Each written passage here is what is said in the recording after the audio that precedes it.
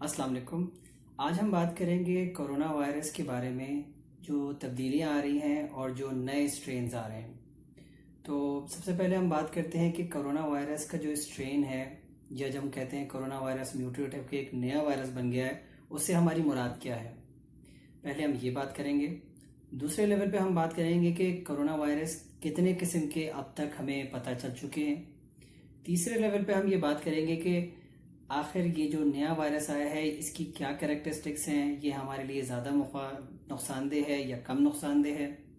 चौथे लेवल पे हम ये बात करेंगे कि ये जो नया कोरोना वायरस है कि क्या इस पे दवा असर करती है या नहीं करती, इसके ऊपर वैक्सीन असर करती है या नहीं करती, ये पहले से ख़तरनाक है या पहले से बेहतर है।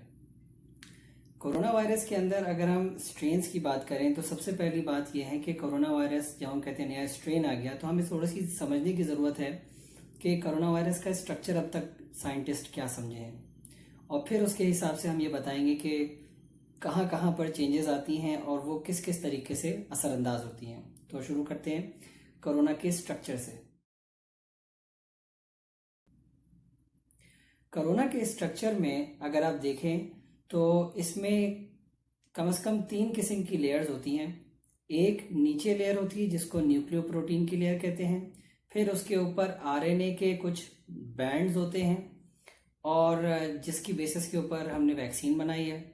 उसके ऊपर एक मेम्ब्रेनस लेयर होती है और मेम्ब्रेनस लेयर के बाद फिर स्पाइक्स निकले हुए होते हैं, जैसे कि बालों के अंदर कुछ इंटेंगल करने के लिए स्पाइक्स निकले होते हैं। इसी तरीके से स्पाइक्स निकली हुई कुछ प्रोटीन्स होती हैं, और ये जो स्पाइक प्रोटीन है ये असल में रिस्पॉन्सिबल होती है कि ये दूसरे, जब वायरस एक से दूसरे इंसान में मुंतकिल होता है तो रेस्पिरेटरी ट्रैक के अंदर जकड़ने में और अपने आप को मजबूत करने में इन स्पाइक प्रोटीन्स का बहुत बड़ा हाथ है।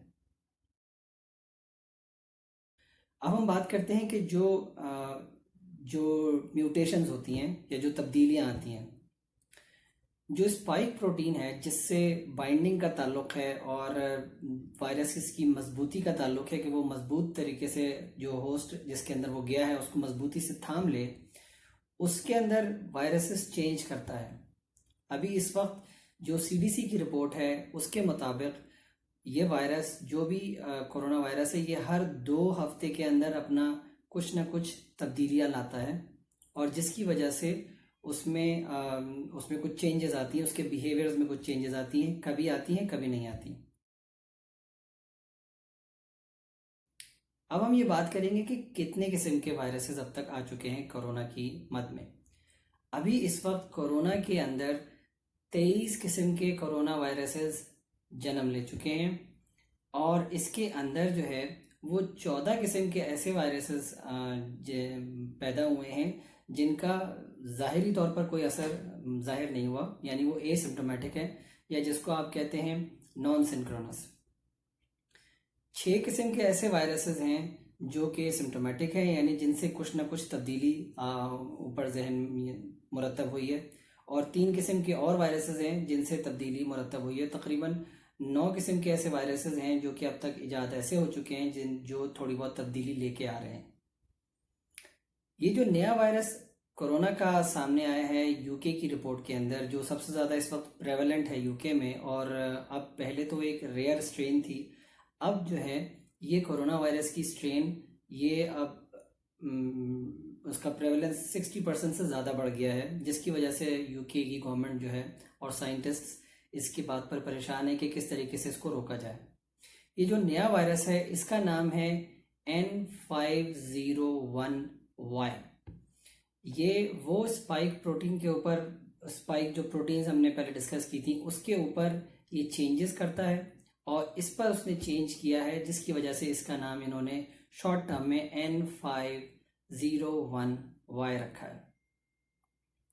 ये जो नया वायरस है, अब हम इस बात करते हैं कि ये जो यूके के अंदर नया वायरस स्ट्रेन आया है, जो कि सिमिलर स्ट्रेन कहते हैं कि कराची के अंदर भी है, तो इसके अंदर अब क्या ऐसी चीज़ें हैं जो कि देखने के काबिल हैं। ये जो नया वायरस है, क्या ये इसमें क्या तब्दीली ऐसी आई है? इसके अंदर तब्दीली ये आई है कि ये वायरस जो है वो अपनी सलाहियत, जो उसकी बाइंडिंग करने की सलाहियत है, वो बढ़ गई है। इसका मतलब ये है कि ये ट्रांसमिट और ज़्यादा तेज़ी से करने लगा है। साइंटिस्ट ने ये कहा है कि इसकी इस तब्दीली की वजह से इस वायरस में 50% मोर कैपेसिटी बढ़ चुकी है कि वो एक से दूसरे को जल्दी से ट्रांसमिट हो सके, क्योंकि उसकी बाइंडिंग कैपेसिटी बहुत ज़्यादा इंक्रीज हो चुकी है, इन्हांस हो चुकी है। तो अभी तक इस वायरस ने जैसे जैसे चेंजेस हो रही हैं, इसने अभी तक ये जो चेंज किया ये बहुत सिग्निफिकेंट चेंज किया है, जिसकी वजह से लोगों के अंदर इसकी जो बाइंडिंग करने की सलाहियत है वो बढ़ चुकी है। तो लिहाजा रेट ऑफ ट्रांसमिशन एक से दूसरे के अंदर बढ़ने के चांसेस और बढ़ गए हैं।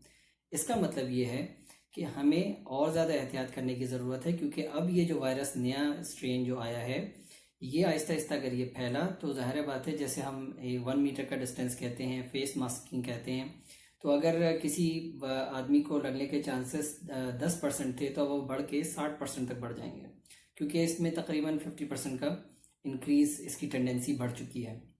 तो लिहाजा इसका मतलब ये है कि हमें ज़्यादा एहतियात करने की ज़रूरत है, ज़्यादा मास्क पहनने की ज़रूरत है, ज़्यादा लोगों से दूर रहने की ज़रूरत है, ताकि हम इस नए स्ट्रेन को फैलाने में भी मददगार ना साबित हो और इसकी आहिस्ता आहिस्ता करके जो साइकिल है वो ख़त्म कर सकें। ये नया स्ट्रेन क्या ट्रीटमेंट वाइज अगर देखा जाए तो क्या ट्रीटमेंट इस पर अब असरअंदाज नहीं होती। जो देखा गया है, मोनोक्लोनल एंटीबॉडीज़ का जो ट्रीटमेंट है वो इसके ऊपर असरअंदाज होता है, और अभी भी हो रहा है, थोड़ा सा कम है। इसके साथ अब हम ये बात करेंगे कि वैक्सीन आया इसके लिए स्टिल कारआमद है कि नहीं, या टेस्ट जो हम कर रहे हैं ये अभी भी इस नए स्ट्रेन को डिटेक्ट कर सकता है, या हमें कोई नया टेस्ट चाहिए। जो पीसीआर का टेस्ट है ये बहुत सारे लेवल्स के ऊपर प्रोटीन्स को डिटेक्ट करके ये बताता है कि ये कोरोना वायरस है, ये एक प्रोटीन के ऊपर डिपेंडेंट नहीं है। तो लिहाजा फॉर्चुनेटली पीसीआर अभी भी ये नया स्ट्रेन को भी डिटेक्ट कर सकता है कि ये कोरोना वायरस इस आदमी के अंदर है, और वही पीसीआर टेस्ट अभी भी वैलिड है। लेकिन ये कब तक रहेगा हम ये नहीं कह सकते, क्योंकि ये मुस्तकिल वायरस हर 2 हफ्ते के अंदर अपनी शक्ल को कुछ ना कुछ चेंज करता है, और अभी तक जितना उसने चेंज किया है ये सारा का सारा पीसीआर के अंदर डिटेक्ट हो रहा है। दूसरी बात यह है कि क्या ये वैक्सीन जो अब तक सामने आई है ये स्टिल इफेक्टिव है। तो साइंटिस्ट ये कहते हैं कि ये स्टिल इफेक्टिव है, क्योंकि इसके अंदर जो मल्टीपल लेवल के ऊपर मैसेंजर आरएनए को हिट किया जा रहा है, जिसकी वजह से ये वैक्सीन अभी भी वायरस को तोड़ने के अंदर या वायरस के से हिफाजत के लिए कारआमद है। इसी तरीके से आप अपना ख्याल रखें और इस वायरस को जितना हो सके और इसकी रोकथाम के लिए सीरियस भी रहें और लोगों तक इस बात को पहुंचाएं भी। अपना ख्याल रखिएगा। अस्सलाम वालेकुम वरहमतुल्लाह।